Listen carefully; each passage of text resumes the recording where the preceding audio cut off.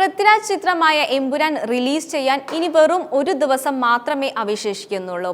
എമ്പുരാനായി ആവേശത്തോടെ കാത്തിരിക്കുകയാണ് മലയാളികൾ. മാർച്ച് 27 രാവിലെ 6 മണിക്കാണ് ഇന്ത്യയിലും ആഗോളതലത്തിലും ചിത്രം റിലീസ് ചെയ്യുന്നത്. ചിത്രത്തിന്റെ റിലീസ് ആഘോഷമാക്കാനാണ് ആരാധകർ കാത്തിരിക്കുന്നത്.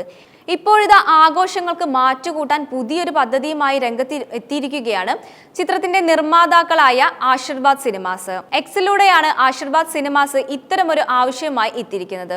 മാർച്ച് 27 നമുക്ക് ബ്ലാക്ക് ഡ്രസ് കോഡ് ആയാലോ എന്നാണ് ആശീർവാദ് സിനിമാസ് എക്സിൽ പേജിൽ ചോദിച്ചിരിക്കുന്നത്.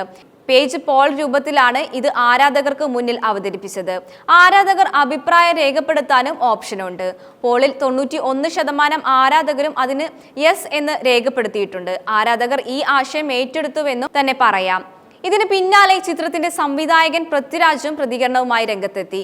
ആ ഡ്രസ് കോഡിനോട് ഞാൻ യോജിക്കുന്നു, ലാലേട്ടന്റെ കാര്യം ഞാൻ ഏറ്റു എന്നാണ് താരം കുറിച്ചിരിക്കുന്നത്.